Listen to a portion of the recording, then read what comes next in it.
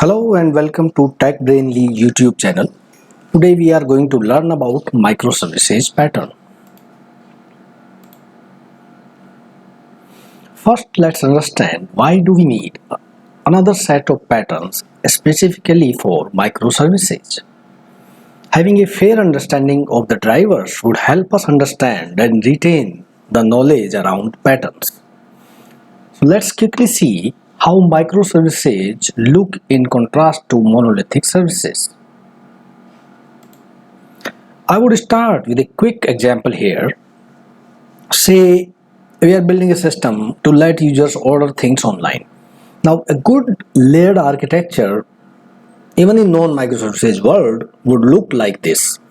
Now, we would have our presentation or UI, business, and data layers separate from each other. Now, our business layer is exposed as services. Now, these services are consumed by presentation layer components to complete the user workflows. Services, on the other hand, would make calls to various databases and other systems to fulfill the service contract. Okay, so no big deal here. Traditionally, in non-microservices world, we would typically have a service like order service shown here. The caller of service would be required to send all the details required to complete an order as part of the input to the service. For example, the order service now needs to know who the customer is, what is going to be the billing detail, what's going to be the shipping details, and the list of items being ordered. We can say that order service here is one big monolithic service. We'll not go into the debate of whether this is a good or bad way of architecting an application. Probably that's a topic for some other video. Let's see how a potential microservice implementation would look like.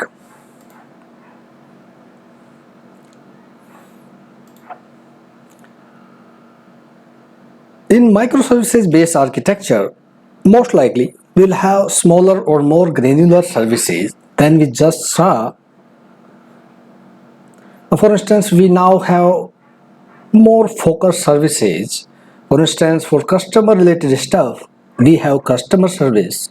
For billing, we would have separate service, and so on and so forth. Each microservice would ideally be independent or loosely coupled with each other. Now, consumers would now invoke the different services, and the calls to services might go through some sort of API gateway. Now, at this stage, what we have done is basically we have refreshed how microservices looks like from a 30,000 foot view. Now a shift from monolithic service architecture to microservice architecture does change a lot of things for the people who develop and manage these microservices. So let's see how.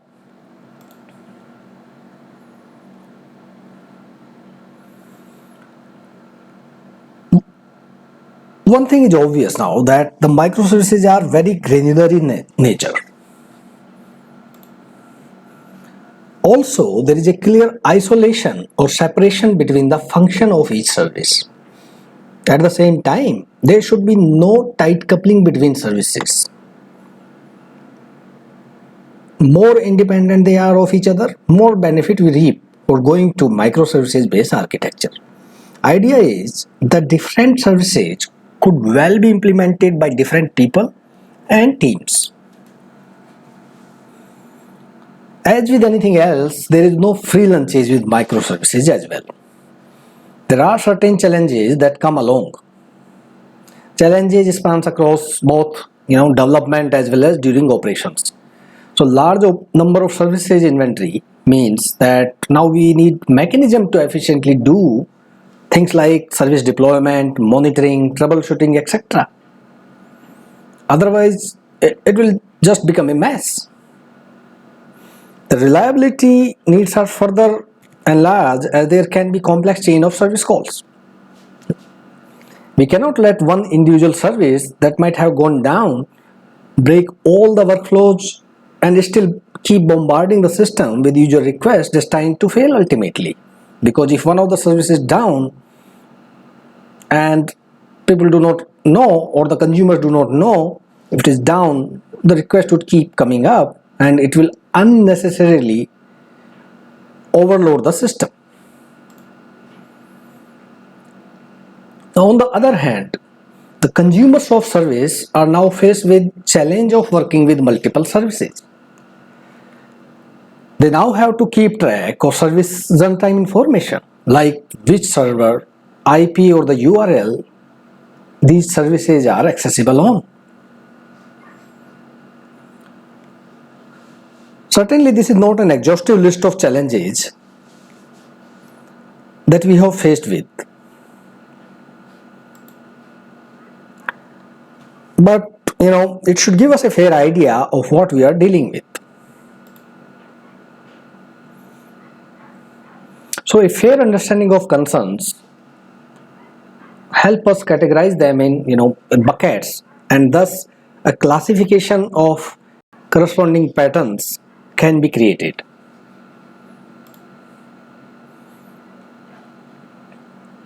So what you see on the right hand side is a high level classification of patterns applicable for microservices architecture.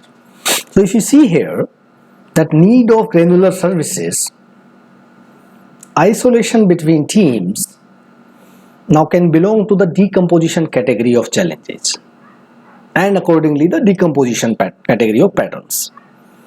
Reason being that granularity and isolation demands the decomposition.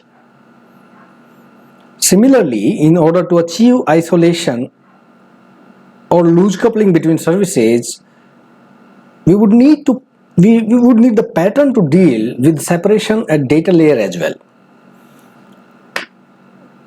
On the other hand, we also need patterns for transaction management across the multiple microservices that we are going to have now.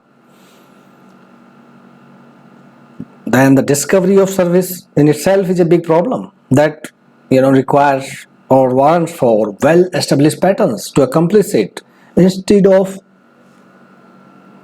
reinventing the wheel. Now, challenges like monitoring, health check, error handling, etc. requires patterns that provide better observability of the services. With this, we now have a broad classification of microservices pattern.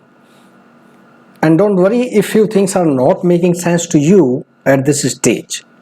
We are anyways going to talk about the prevailing patterns under each category in subsequent slides.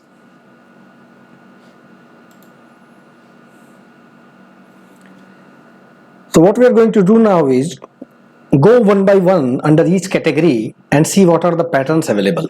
The first set of patterns we will discuss are decomposition patterns. Now these patterns guide us as to how best to decompose a system in smaller microservices. The prominent decomposition patterns are decomposed by business capability and decomposed by subdomain.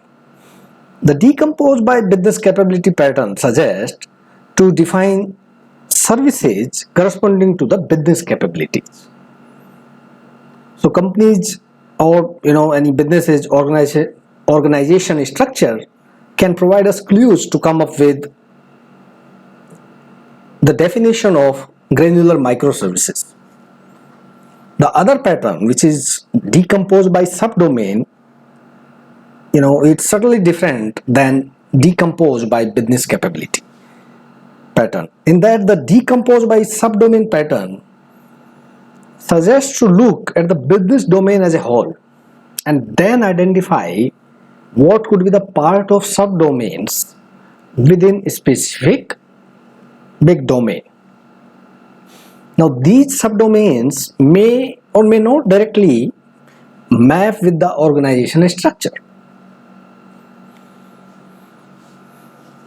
So with this, let's move on to the next set of patterns that deal with the data storage and retrieval for microservices. As we saw, the first pattern for data management is database per service. Now this pattern suggests that one microservice should have exclusive access to its database.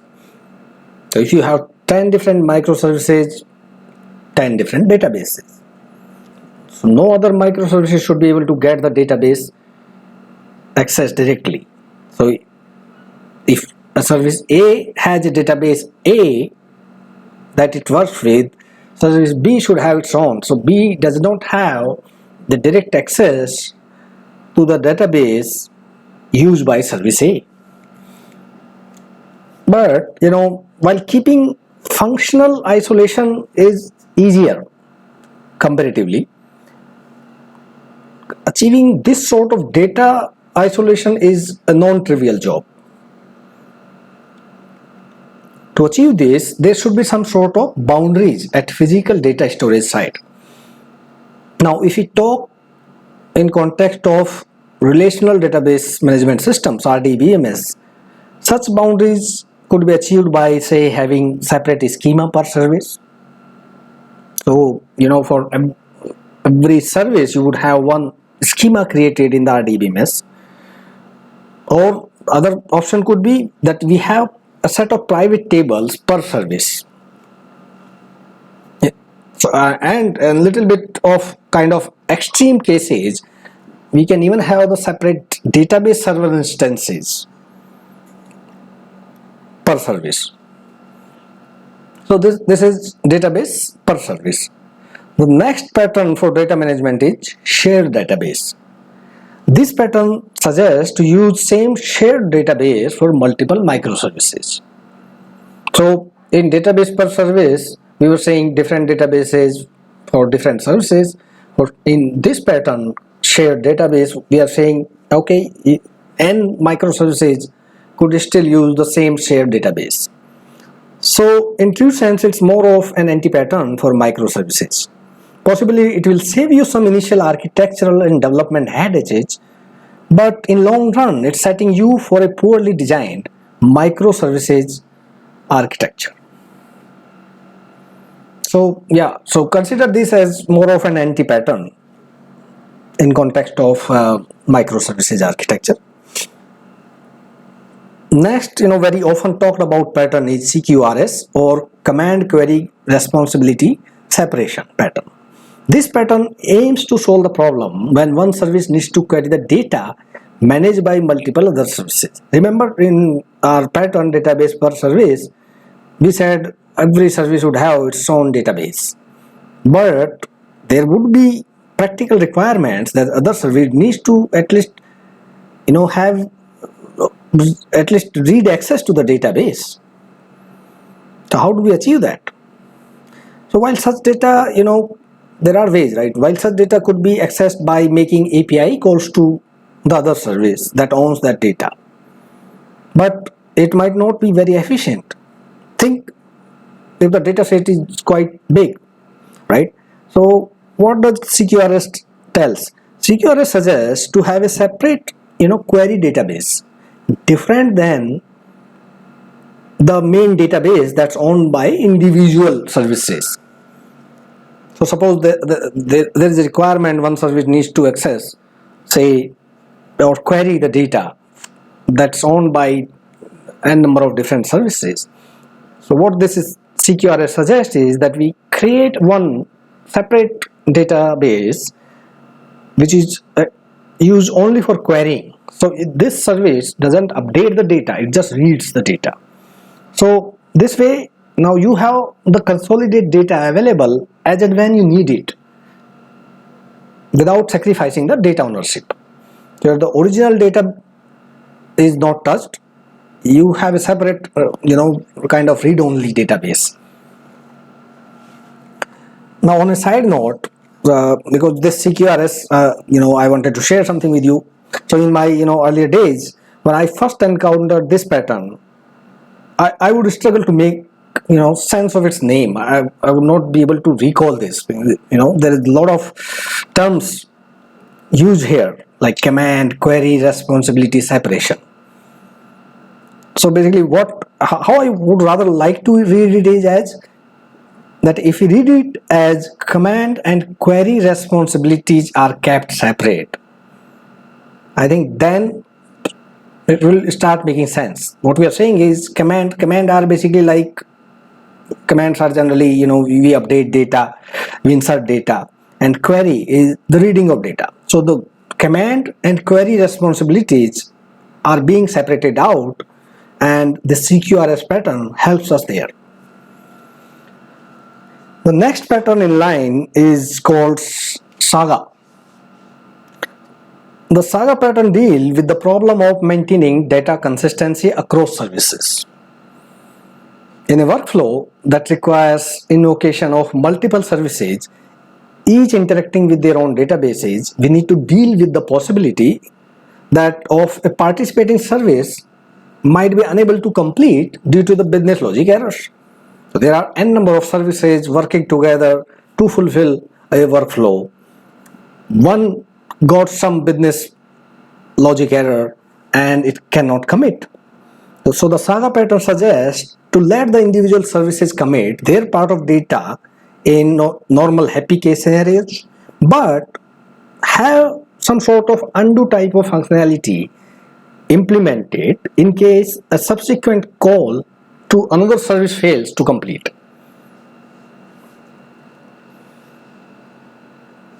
So the way Saga is used is, in happy scenarios everything was fine, but if something goes wrong in one of the participating service, we should have a mechanism to undo the things that are done so far. So in that way, Saga would help us maintain the data consistency. There are other data management patterns as well which are less prominent and hence not covered in this introductory video of microservices patterns. So when we were discussing, if you remember, when we were discussing data management patterns, our primary focus was about data storage and the ownership of the data. Next, what we will discuss is that what are the patterns available to deal with the transaction management for microservices.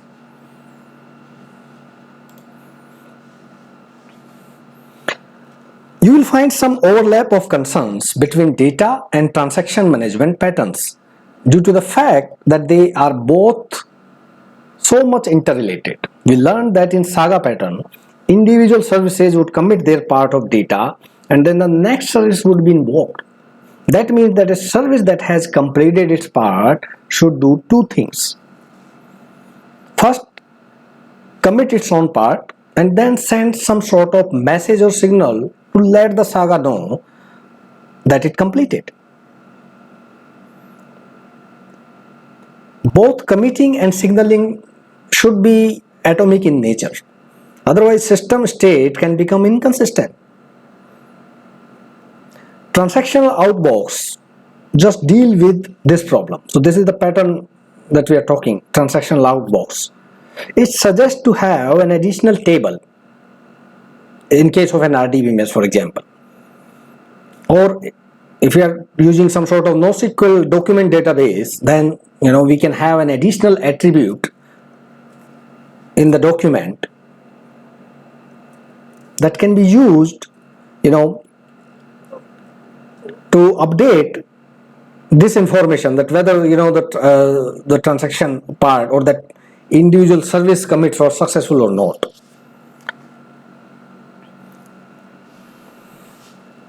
So while transactional outbox suggests the message to be produced by originating service, so when I say originating, the service that's committing and sending out a signal to Saga that it's completed. Right? So the signal or message needs to be relayed or sent out. There comes another pattern called transaction log tailing. So the second pattern that we see here, transaction log tailing, is about that. And even third, which is polling publisher. They both deal with the problem of how to publish the messages placed into the outbox to the message broker.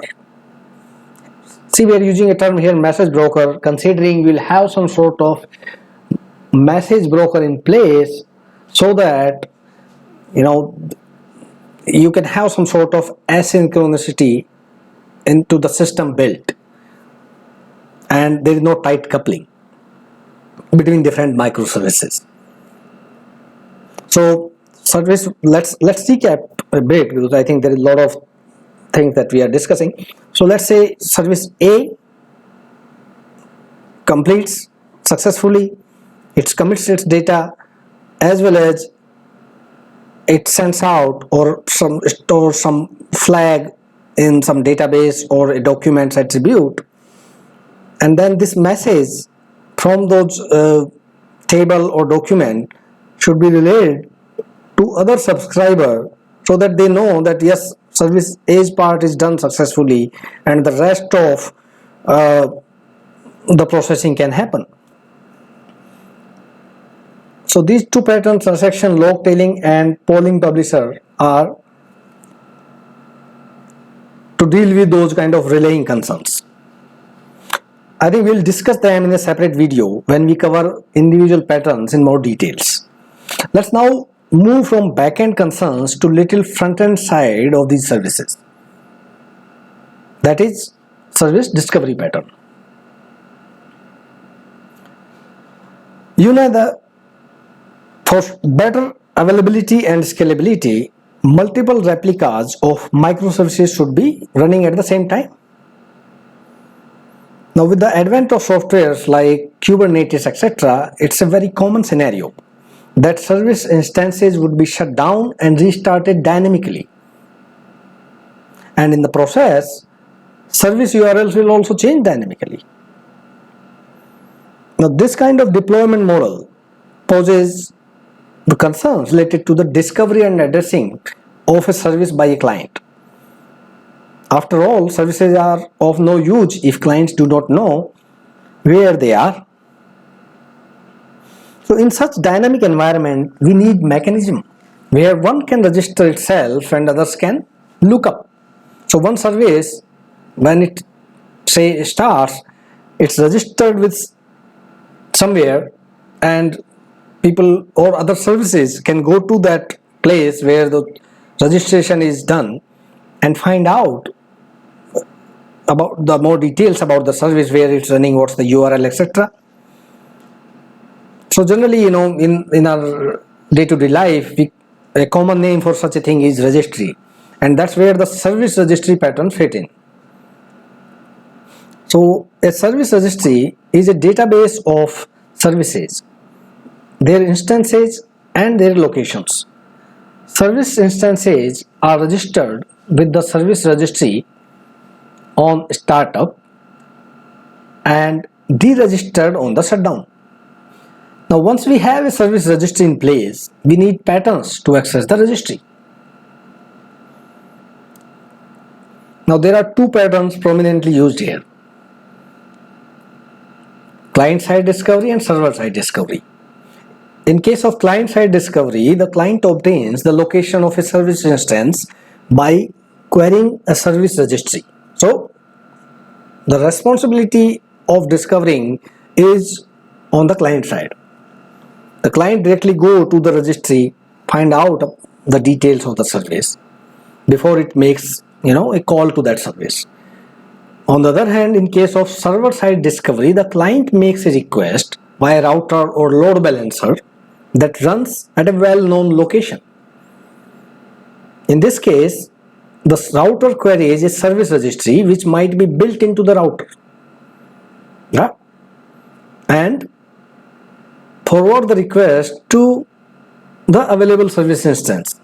So here, client do not directly go to the registry. Instead, it would talk to the load balancer, which is on the server side, and load balancer or the router would do the lookup to the registry and invoke the appropriate service. Again, there are pros and cons of both discovery patterns, but that we will save for some other video when we discuss each pattern in greater depth.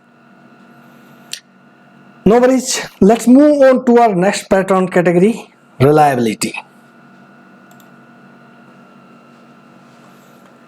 Okay, so while in theory it all sounds great, right?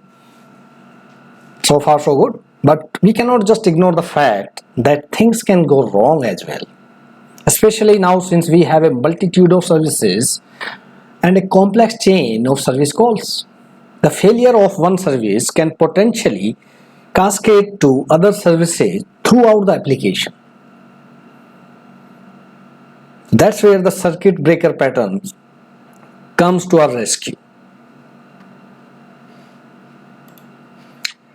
While this pattern does not eliminate the actual failure, it tells how to prevent a network or service failure from cascading to other services. Think of this as some sort of proxy to the actual service. The proxy has the intelligence to handle failures, right? Gracefully. So you want some way to gracefully handle the failures. So what does proxy do? So suppose there is a service that's failing, right? So what does this proxy do is when a number of say consecutive failures crosses a threshold, the proxy or the circuit breaker would trip, and for the duration of a certain timeout period, all tries or subsequent calls to the remote service will fail immediately. After the timeout expires, the circuit breaker allows a limited number of test requests to pass through. If those requests succeed the circuit breaker, then the circuit breaker would resume the normal operation. Otherwise, if there is a failure, the timeout period begins again. Make sense? Great. So next comes another useful set of patterns called observability patterns.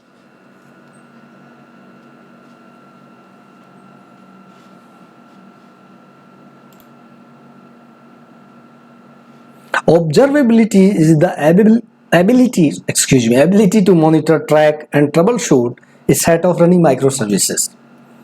Remember, we do not have the monolithic service anymore, and we are dealing with potentially hundreds of services talking to clients or to each other.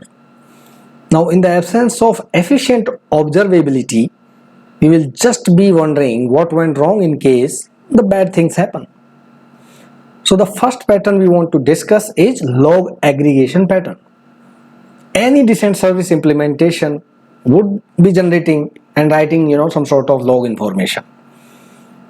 But now there are so many microservices all writing to their log files. How do we actually understand the behavior of an application and troubleshoot problems?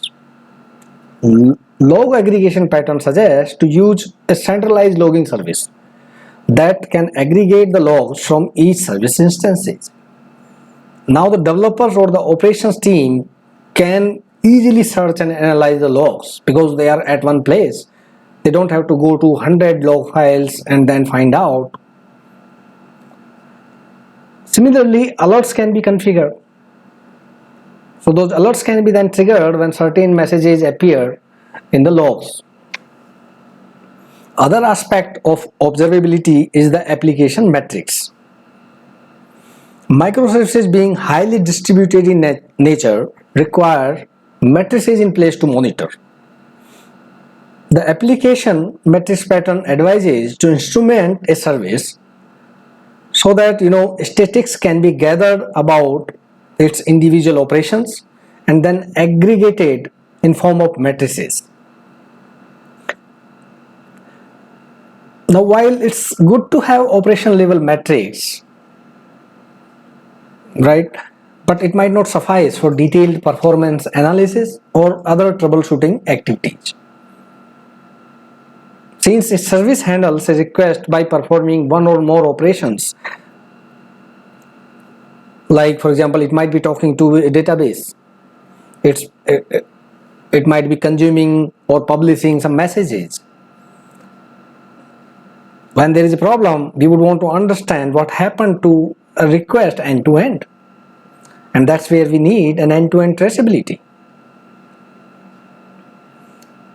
Distributed tracing pattern is answer to this. Now in this, a query request ID is assigned to each external request. or so this the request ID has to be unique per request. This unique ID is then passed to all the services that are involved in handling a particular request. So it is also made sure that the log messages include the request ID to facilitate the end-to-end tracing. So I think the key point here is for every request we would have a unique ID. That ID is used in all the log messages against that particular request flow,